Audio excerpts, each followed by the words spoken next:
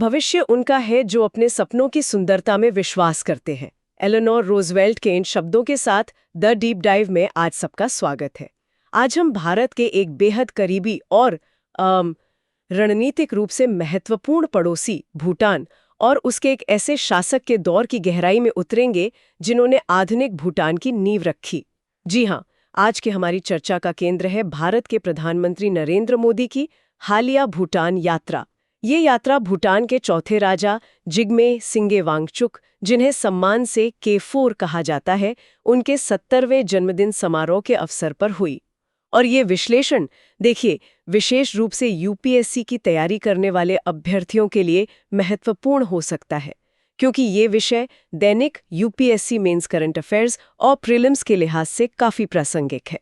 हमारी ये चर्चा भारतीय एक्सप्रेस में प्रकाशित एक लेख पर आधारित है, लेकिन जाहिर है ये उन सभी के लिए उपयोगी है जो भारत भूटान संबंधों और इस क्षेत्र की गतिशीलता को समझना चाहते हैं। देखिए, भारत भूटान संबंध भारत की पड़ोसी पहले नीति का एक बहुत ही अच्छा, एक चमकता उदाहरण है।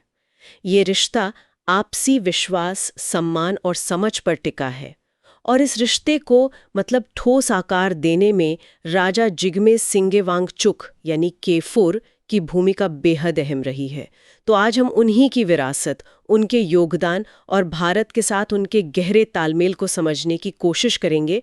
आज का हमारा मिशन है K4 के दौर को परत दर परत खोलना और ये देखना कि उनके नेतृत्व ने भूटान और भारत भूटान संबंधों को कैसे घड़ा। आगे बढ़ने से पहले हम अपने सभी श्रोताओं से अनुरोध करेंगे कि अगर ये चर्चा उपयोगी लगे तो इसे लाइक करें, हमारे चैनल को सब्सक्राइब करें, और अगर कोई सवाल या विचार हो खासकर यूपीएससी की तैयारी से जुड़े तो नीचे कमेंट सेक्शन में ज़रूर लिखें। तो चलिए शुरुआत करते हैं उस दौर से जब K4 ने भूटान की बागडोर संभाली।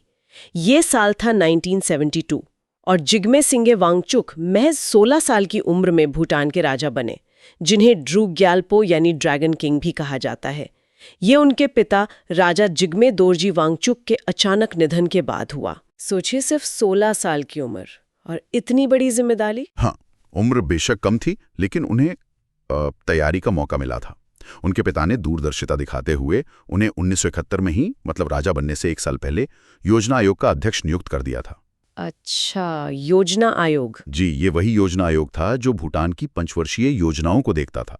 और दिलचस्प बात यह है कि भूटान की ये योजनाएं 1961 में भारत की मदद से नेहरू के पंचवर्षीय योजना मॉडल की तर्ज पर ही शुरू हुई थी। अच्छा, यानी शासन का वो प्रैक्टिकल अनुभव उन्हें पहले ही मिलने लगा था। बिल्कुल। तो इस योजना आयोग की अध्यक्षता से उन्हें जमीनी हकीकत, भूटान के विकास की जरूरतें और शायद सबसे महत्वपूर्ण, भारत के साथ वित्तीय और तकनीकी सहयोग की अहमियत समझने में मदद मिली होगी। निश्चित रूप से यहीं से उन्होंने भारत सरकार के सहयोग की बारीकियों को समझा, खासकर तब शुरू हो रही जल विद्युत परियोजनाओं के संदर्भ में। और इसी दौरान भारत की तत्कालीन प्रधानमंत्री इंदिरा गांधी के साथ भी उनका एक अच्छा, एक कामकाजी रिश्ता विकसित हुआ। और फिर 1974 में उन्होंने एक बड़ा रणनीतिक फैसला लिया। इंदिरा गांधी के परामर्श से भूटानी मुद्रा नगुल ट्रम को भारतीय रुपए के बराबर 1.1 पर स्थिर कर दिया। रुपए के साथ मुद्रा को पैक करना, ये तो बड़ा कदम था। इसका क्या मतलब था उस समय? सिर्फ व्यापार में आसानी या कुछ और भी था इसके पीछे? देखिए, सतही तौर पर तो इसका मकसद विदेशी मुद्रा के उतार चढ़ाव के जोखिम को कम करना था और भारत के साथ रोजमर्रा के व्यापार को आसान बनाना था। लेकिन इसका एक गहरा रणनीतिक पहलू भी था।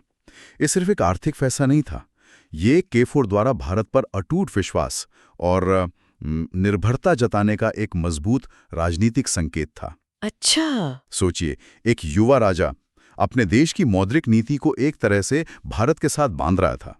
ये दांव लगाना कि भूटान की आर्थिक स्थिरता और विकास का रास्ता भारत के साथ ही चलेगा, ये उनकी शुरुआती दूरदर्शिता दिखाता है। और इसी दौरान उन्होंने भारत के अलग अलग नेताओं और अधिकारियों से भी संपर्क साधा, ऐसा सुना है। हाँ, और ये भी उनकी रणनीति का एक अहम हिस्सा था। उन्होंने सिर्फ दिल्ली में शीर्ष नेतृत्व से ही नहीं मिले, बल्कि असम, पश्चिम बंगाल, उड़ीसा जैसे पड़ोसी राज्यों के नेताओं और दिल्ली के वरिष्ठ अधिकारियों के साथ भी व्यक्तिगत संबंध बनाए। व्यक्तिगत संबंध? हाँ, ये सिर्फ औपचारिक मुलाकातें नहीं थी, ये गहरे तालमेल बनाने की कोशिश थी। इसका फायदा आगे चलकर कई जटिल मुद्दों को सुलझाने में मिला। ये दिखाता है कि वो रिश्तों की अहमियत समझते थे, सिर्फ कागजी समझौतों की नहीं। तो एक तरफ वो भारत के साथ रिश्ते मजबूत कर रहे थे, दूसरी तरफ वो दुनिया के लिए भी भूटान के दरवाजे खोल रहे थे। ये संतुलन कैसे साधा उन्होंने? क्योंकि भूटान तो 1971 में ही संयुक्त राष्ट्र का सदस्य बन गया था। हाँ, ये K4 की कूटनीति का एक बड़ा उदाहरण है। उन्होंने एक दोहरी रणनीति अपनाई, भारत के साथ संबंधों को और गहरा करना, लेकिन साथ ही भूटान की एक स्वतंत्र पहचान भी दुनिया में बनाना। उनके शासनकाल में भूटान ने कई देशों के साथ राजनयिक संबंध स्थापित किए, जैसे 1973 में बांग्लादेश, फिर 80 के दशक में कुवैत, नेपाल, मालदीव और कई यूरोपीय देश जैसे Denmark, Norway, Sweden, Switzerland, Netherlands. काफी देश थे। हाँ, फिर जापान, दक्षिण कोरिया, थाईलैंड, ऑस्ट्रेलिया, कनाडा जैसे देशों से भी संबंध बने। यानी भूटान दुनिया से जुड़ रहा था। पर एक सवाल मन में आता है, क्या इससे भारत के साथ उसके विशेष संबंधों पर कोई असर पड़ा, खासकर जब उत्तरी पड़ोसी चीन के साथ संबंधों की बात आती है? देखिए, यहीं पर K4 की कूटनीति कुशलता दिखती है। उन्होंने इस पूरी प्रक्रिया में भारत को हमेशा विश्वास में रखा। ये बहुत महत्वपूर्ण है। अच्छा। हाँ, जब उन्होंने 1984 में चीन के साथ सीमा वार्ता शुरू करने का फैसला किया, तो पहले इंदिरा गांधी और बाद में राजीव गांधी को भरोसे में लिया। ये साफ दर्शाता है कि वो दुनिया से जुड़ रहे थे, लेकिन भारत की चिंताओं और हितों का ध्यान रखते हुए। और फिर 1985 में सार्क मतलब दक्षिण एशियाई क्षेत्रीय सहयोग संगठन की स्थापना हुई। जी, और भूटान इसका संस्थापक सदस्य बना। K4 ने इसमें राजीव गांधी के साथ पूरा समन्वय किया और ढाका में हुए पहले शिखर सम्मेलन में भाग लिया। तो सार्क की सदस्यता का क्या मतलब था भूटान के लिए? देखिए, सार्क की सदस्यता ने भूटान को एक महत्वपूर्ण क्षेत्रीय मंच दिया और उसकी अंतर्राष्ट्रीय पहचान को और मजबूती दी। ये सिर्फ भारत के पड़ोसी होने से आगे बढ़कर एक स्वतंत्र राष्ट्र के रूप में उसकी स्थिति को पुख्ता करता था। ये एक सोची समझी रणनीति थी, वैश्विक पहचान बनाना, मगर भारत के साथ विशेष रिश्ते की कीमत पर नहीं। ये संतुलन साधना वाकई कमाल का था। बिल्कुल। अब अगर हम भारत भूटान संबंधों के एक और बेहद महत्वपूर्ण स्तंभ की बात करें, तो वो है जल विद्युत यानी हाइड्रो पावर। K4 के दौर में तो इस क्षेत्र में जबरदस्त प्रगति हुई। हाँ बिल्कुल, जल विद्युत सहयोग K4 के कार्यकाल की एक बड़ी उपलब्धि है और ये आज भी दोनों देशों के संबंधों का आधार है। इसकी शुरुआत हुई 336 मेगावाट की चुखा परियोजना से। समझौता 1974 में हुआ और K4 ने खुद इस पहली बड़ी परियोजना की कमिश्निंग का नेतृत्व किया। अच्छा। और दिलचस्प बात यह है कि इसका वित्त पोषण मॉडल भारत के उदार सहयोग को दर्शाता है। 60% अनुदान और 40% ऋण। 60% अनुदान? जी हाँ, इसका औपचारिक उद्घाटन 1988 में राजीव गांधी के कार्यकाल में हुआ और यहीं से भूटान ने भारत को बिजली निर्यात करना शुरू किया। तो ये मॉडल सिर्फ बिजली बनाने का नहीं था, बल्कि भूटान की अर्थव्यवस्था को सीधे मदद पहुंचाने का भी एक तरीका था। निश्चित रूप से। और ये सहयोग आगे भी जारी रहा। 1990 के दशक में जब भारत में अलग अलग गठबंधन सरकारें थीं, तब भी ये जारी रहा। अटल बिहारी वाजपेयी के कार्यकाल में NHPC ने 60 मेगावाट की कुरेछू परियोजना पूरी की। इससे पूर्वी भूटान, जहां बिजली की कमी थी, उसे बहुत मदद मिली और जो अतिरिक्त बिजली बची वो भारत को निर्यात की गई। और फिर तो और बड़ी परियोजनाएं भी आईं, ताला परियोजना जैसे। हाँ, मनमोहन सिंह के कार्यकाल में 1020 मेगावाट की विशाल ताला परियोजना पर काम हुआ और एक दीर्घकालीन ऊर्जा समझौते पर हस्ताक्षर हुए।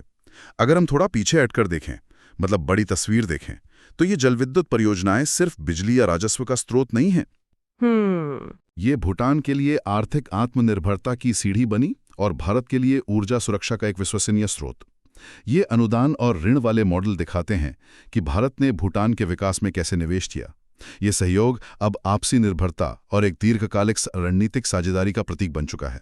ये सिर्फ मेगावाट और रुपए की बात नहीं, ये विश्वास और साझा भविष्य की कहानी है। ऊर्जा के अलावा सुरक्षा के क्षेत्र में भी K4 का योगदान बहुत निर्णायक रहा, खासकर ऑपरेशन ऑल क्लियर के समय। वो क्या मामला था और K4 की इसमें क्या भूमिका थी? हाँ, ये 2003-04 की बात है, जब अटल बिहारी वाजपेयी भारत के प्रधानमंत्री थे। उस समय पूर्वोत्तर भारत के कई उग्रवादी गुट जैसे उल्फा, NDFB और कामतापुरी लिबरेशन ऑर्गेनाइजेशन यानी KLO। हाँ, सुना है इनके बारे में। तो ये गुट सीमा पार करके भूटान के दक्षिणी जंगलों में शिविर बनाकर उन्हें अपनी सुरक्षित पनाहगाह के तौर पर इस्तेमाल कर रहे थे। ये भारत के लिए एक बड़ी सुरक्षा चुनौती थी। और भूटान ने इसमें क्या कदम उठाया फिर? यहीं पर K4 ने एक असाधारण और कह सकते हैं साहसिक कदम उठाया। उन्होंने भूटान के इतिहास में पहली बार सुप्रीम कमांडर के तौर पर भूटानी सेना को इन उग्रवादी शिविरों को नष्ट करने के लिए सैन्य अभियान चलाने का आदेश दिया। सैन्य अभियान भूटान ने? जी, ये फैसला भारत के तत्कालीन राष्ट्रीय सुरक्षा सलाहकार ब्रजेश मिश्रा के साथ करीबी परामर्श से लिया गया था। अच्छा, यानी एक तरह का कोऑर्डिनेटेड ऑपरेशन था। हाँ, इसमें भारत का पूरा समर्थन था। भारत ने अपनी सीमा सील कर दी ताकि उग्रवादी भागकर वापस भारत ना आ सकें और भूटानी सैनिकों को लॉजिस्टिक सहायता भी प्रदान की। लेखक कर्मा फुनसो अपनी किताब में लिखते हैं कि 15 दिसंबर 2003 को K4 ने खुद हमले का नेतृत्व किया। भूटानी हमला तेज और प्रभावी था। तो नतीजा क्या रहा? लगभग 35 शिविर नष्ट कर दिए गए और करीब 485 उग्रवादियों को खदेड़कर भारत की तरफ भेजा गया, जहां भारतीय सुरक्षा बलों ने उन्हें गिरफ्तार कर लिया। इस ऑपरेशन को भारत भूटान सुरक्षा सहयोग में एक ऐतिहासिक मोड़ या वाटरशेड मोमेंट माना जाता है। ऐतिहासिक मोड़ क्यों? इसके दूरगामी परिणाम क्या हुए? इतना महत्वपूर्ण क्यों माना जाता है इसे? ऐतिहासिक इसलिए माना जाता है क्योंकि ये सिर्फ एक सैन्य कार्रवाई नहीं थी। ये दोनों देशों के बीच अभूतपूर्व स्तर के विश्वास, समन्वय और साझा सुरक्षा चिंताओं की समझ का प्रतीक था। सोचिए, भूटान जैसे शांतिप्रिय देश के लिए अपनी धरती पर सैन्य कार्रवाई करना, वो भी अपने बड़े पड़ोसी की सुरक्षा चिंताओं को दूर करने के लिए, ये बहुत बड़ी बात थी। सही बात है। इसने न केवल उग्रवाद की कमर तोड़ी, बल्कि भविष्य के सुरक्षा सहयोग के लिए एक बेहद मजबूत नींव रखी। ये दिखाता है कि कैसे दो पड़ोसी देश आपसी सम्मान और विश्वास के आधार पर जटिल सुरक्षा चुनौतियों का मिलकर सामना कर सकते हैं। कमाल है। तो K4 ने न सिर्फ भूटान के बाहरी संबंध संभाले, आर्थिक विकास की नींव रखी, सुरक्षा सुनिश्चित की, बल्कि देश के अंदर भी एक बहुत बड़ा बदलाव लाने का फैसला किया, लोकतंत्र की स्थापना। ये तो और भी अनोखी बात है। और ये शायद उनकी विरासत का सबसे अनूठा पहलू है। एक लोकप्रिय राजा का स्वयं अपने शक्तियों को कम करके वंशानुगत राजशाही को संवैधानिक राजशाही में बदलना और 2008 तक देश को पूरी तरह लोकतंत्र बना देना, ये वाकई एक साहसिक और दूरदर्शी कदम था। और इसी प्रक्रिया में उन्होंने 2006 में स्वेच्छा से सिंहासन अपने बेटे वर्तमान राजा जिग्मे खेसर नामग्याल वांगचुक के लिए छोड़ दिया। बिल्कुल। लेकिन सिंहासन छोड़ने के बाद भी उनकी भूमिका बनी रही, खासकर भारत के साथ संबंधों में। हाँ, बिल्कुल। उन्होंने 2007 में भारत भूटान मैत्री संधि के नवीनीकरण में मनमोहन सिंह के साथ बातचीत में अहम भूमिका निभाई। ये नई संधि महत्वपूर्ण थी क्योंकि इसने 1949 की पुरानी संधि को आज के समय के हिसाब से अपडेट किया। उस पुरानी संधि में ऐसा क्या था जिसे बदलने की जरूरत महसूस हुई? कुछ खास क्लॉज था? जी, 1949 की संधि में क्लॉज था जो कहता था कि भूटान अपनी विदेश नीति के संचालन में भारत द्वारा निर्देशित होगा। अच्छा। हाँ, ये उस समय के संदर्भ में शायद ठीक था जब भूटान बाहरी दुनिया से कटा हुआ था और भारत उसे एक तरह से संरक्षण दे रहा था। लेकिन 2007 तक भूटान एक संप्रभु, आत्मविश्वास से भरा राष्ट्र बन चुका था और लोकतंत्र की ओर बढ़ रहा था। तो नई संधि से इस क्लॉज को हटा दिया गया। तो आसान शब्दों में कहें तो इस बदलाव का मतलब था कि भारत अब कागज पर भी भूटान को ये नहीं कह रहा था कि विदेश नीति में हमारी सलाह मानो, बल्कि एक बराबर के दोस्त की तरह व्यवहार कर रहा था। एकदम सही कहा। ये भूटान की संप्रभुता की स्पष्ट स्वीकारोक्ति थी और बदलते समय के साथ रिश्तों का आधुनिकीकरण था। ये भारत के परिपक्व रवैये को भी दिखाता है कि उसने भूटान के लोकतांत्रिक विकास और बढ़ते कद का सम्मान किया और इससे रिश्ते कमजोर नहीं हुए, बल्कि बराबरी और आपसी सम्मान के आधार पर और मजबूत हुए। और क्या K4 आज भी भारत भूटान संबंधों में कोई भूमिका निभाते, मतलब पर्दे के पीछे से? हाँ, भले ही वो औपचारिक रूप से सत्ता में नहीं है, लेकिन उनका प्रभाव और सम्मान आज भी बरकरार है। उन्हें भारत भूटान संबंधों के लिए एक मार्गदर्शक हाथ माना जाता है। भारत के वरिष्ठ नेता और अधिकारी उनसे मिलते रहते हैं। भूटानी सरकार और वर्तमान राजा भी खासकर भारत और भूटान से जुड़े साझा रणनीतिक मुद्दों पर उनके परामर्श को बहुत महत्व देते हैं। ये उनके स्थायी सम्मान और प्रासंगिकता को दर्शाता है। तो कुल मिलाकर K4 जिग्मे सिंगे वांगचुक का कार्यकाल भूटान के आधुनिकीकरण, भारत के साथ संबंधों को गहरा करने, दुनिया में भूटान की जगह बनाने, जल विद्युत और सुरक्षा जैसे क्षेत्रों में सहयोग की मिसाल कायम करने और शांतिपूर्ण ढंग से लोकतंत्र लाने का दौर रहा। उनके समय में गढ़े गए भारत-भूटान संबंध आज भी उतने ही मजबूत और बहुआयामी नजर आते हैं। और अंत में सोचने के लिए एक बिंदु छोड़ जाते हैं। एक तरफ दुनिया और क्षेत्र तेजी से बदल रहे हैं, नई चुनौतियां आ रही हैं। ऐसे में K4 की विरासत शायद इस बात का प्रतीक है कि कैसे एक दूरदर्शी नेतृत्व न सिर्फ अपने देश को बदल सकता है, बल्कि पड़ोसी देशों के साथ रिश्तों में स्थिरता और निरंतरता भी ला सकता है, जो आपसी विश्वास पर आधारित हो। और साथ ही जिस तरह भूटान में राजशाही ने खूब लोकतंत्र का मार्ग प्रशस्त किया, क्या ये अनूठा मॉडल दुनिया के उन समाजों के लिए कोई सबक देता है जो बदलाव के दौर से गुजर रहे हैं? ये कुछ ऐसे सवाल हैं जिन पर विचार किया जा सकता है। इस गहन और जानकारीपूर्ण चर्चा के लिए धन्यवाद। उम्मीद है हमारे श्रोताओं, विशेषकर यूपीएससी की तैयारी कर रहे अभ्यर्थियों को इससे काफी मदद मिली होगी। ये विश्लेषण भारतीय एक्सप्रेस में प्रकाशित लेख पर आधारित था। अगर आपके कोई प्रश्न या विचार हैं तो नीचे कमेंट सेक्शन में जरूर साझा करें। और हाँ, इस चर्चा को लाइक करना और चैनल को सब्सक्राइब करना ना भूलें। अगली बार फिर मिलेंगे एक नए विषय के साथ।